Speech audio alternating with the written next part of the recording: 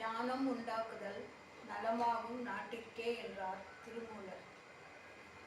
சிவசொத்து குலநாசனம்.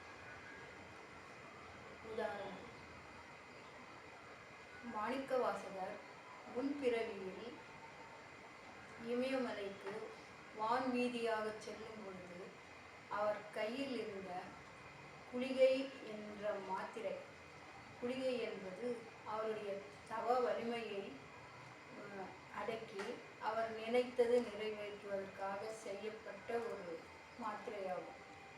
அந்த மாத்திரையை கையில் எடுத்துக்கொண்டு அவர் வானவில் செல்லும் பொழுது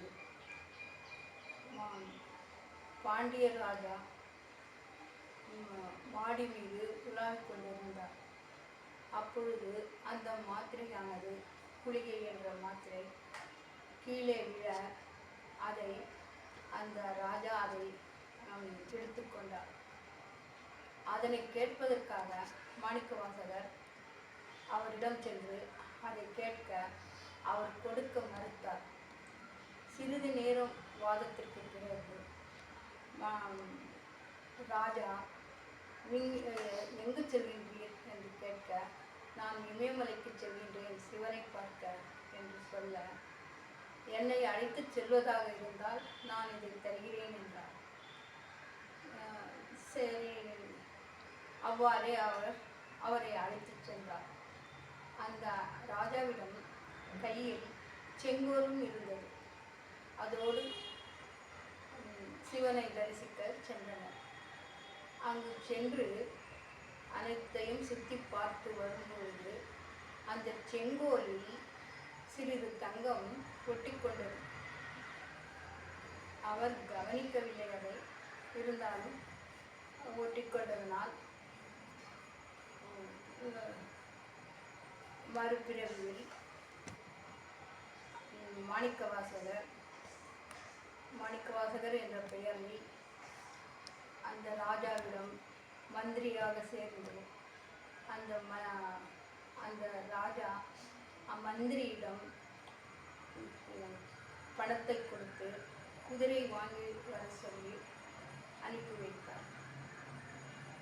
அந்த மாணிக்கவாசகர் அந்த பணத்தை கொண்டு குதிரை வாங்கி வர செல்லும் வழியில் ஓம் என்ற சத்தம் கேட்டு ஒரு முனிவர் அமர்ந்திருப்பதைக் கண்டு அவர் கண் திறக்கும் வரை அந்த இடம் விட்டு நகர மாட்டேன் என உட்கார்ந்தார்.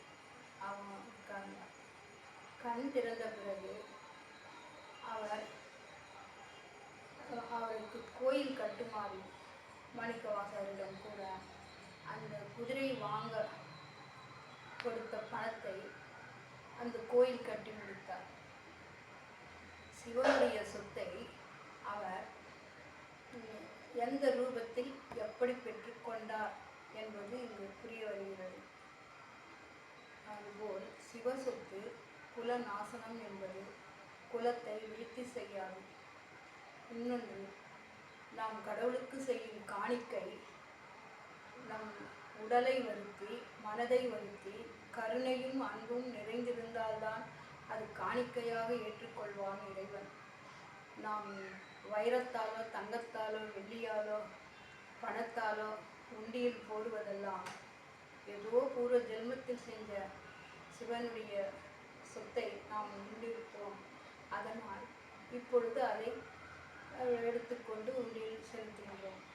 சிவனுடைய சொத்து சிவனுக்கே சொந்தம் எல்லாம். இதுவே சிவசொத்து குலநாசனம் என்பது.